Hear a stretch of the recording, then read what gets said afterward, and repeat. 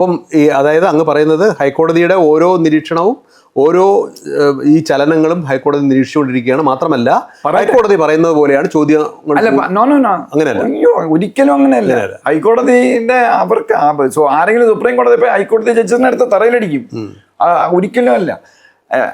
നമ്മുടെ ഇവിടെ വേറാസ് in India common law സിസ്റ്റമാണ്. ബ്രിട്ടനിലും നമ്മൾ ഈ കോമൺവെൽത്തിൽ ഇരുന്നുകൊണ്ട് നമുക്ക് കോമൺവെൽത്ത് ലോ സിസ്റ്റമാണ്. മലേഷ്യ, സിംഗപ്പൂർ, ഇന്ത്യ, ഇവർക്ക് കോമൺ ലോ സിസ്റ്റത്തിൽ നമ്മുടെ ജഡ്ജിമാർ ഇപ്പം ചന്തു നായരാണ് ഹൈക്കോടതിയിൽ വിജയരാഘവൻ സാറിൻ്റെ സ്ഥാനത്താണെന്ന് വെച്ചോളൂ.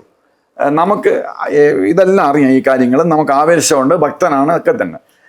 ഇപ്പം ചന്തു ചോദിച്ചില്ലേ ഒരു സംഗതി, എന്താ ചോദിച്ചത്? സ്റ്റേറ്റ് ഗവൺമെന്റിന് എന്തെങ്കിലും സ്റ്റേറ്റ് ഗവൺമെന്റ് അല്ല, അതിന് ശേഷം വേറെ എന്തോ ഹൈക്കോടതിയുടെ നിരീക്ഷണത്തിൽ ഈ ഒബ്സർവേഷൻ പറയാം. അതാണ് നമ്മൾ പേപ്പറിൽ അടിച്ചു. അല്ല, എന്റെ ചോദ്യം സിമ്പിളായിട്ട് പറയാം. അതായത് ഹൈക്കോടതി നിരീക്ഷണത്തിലാണ് ഈ അന്വേഷണം നടക്കുന്നത്.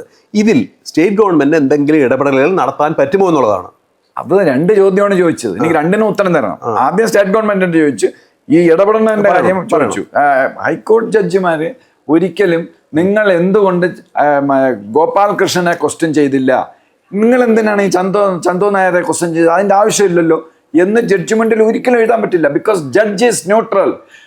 ഈ ഇൻവെസ്റ്റിഗേഷൻ ഓഫ് ദ പോലീസ് നമ്മുടെ കോൺസ്റ്റിറ്റ്യൂഷൻ പ്രകാരം, നമ്മുടെ CRPC പ്രകാരം നമ്മുടെ പ്രെറോഗേറ്റീവാണ്. ഭയങ്കര പവർഫുൾ ആണ് ഇന്ത്യൻ പോലീസ് എന്ന് പറയുന്നത്, മറ്റുള്ള രാജ്യത്തെ പോലെ അല്ല, വെരി പവർ. അപ്പോൾ അതുകൊണ്ട് ഈ ഇൻവെസ്റ്റിഗേറ്റിംഗ് ജഡ്ജിന് ഇതടിക്കുമ്പം ഒന്നും പറയാൻ ഒക്കില്ല, ന്യൂട്രലാണ് അവർക്ക്. പിന്നെ ഇതിനകത്ത് പിന്നെ നിയമപരമായിട്ട് എന്തെങ്കിലും വെഡിത്തങ്ങളോ അല്ലെങ്കിൽ നിയമപരമല്ലാത്ത എന്തെങ്കിലും കാര്യങ്ങളോ പോലീസ് ചെയ്യുകയാണെങ്കിൽ കോടതി ഇടപെടും.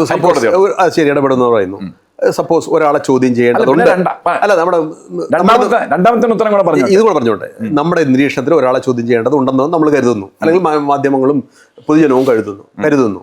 അപ്പോൾ അദ്ദേഹത്തെ അല്ലെങ്കിൽ ആ വ്യക്തിയെ ചോദ്യം ചെയ്തില്ലെങ്കിൽ കോടതിക്ക് ഇടപെടാൻ പറ്റുമോ എന്നാണ് എൻ്റെ ചോദ്യം. ഇല്ല, പറ്റില്ല, നെവർ.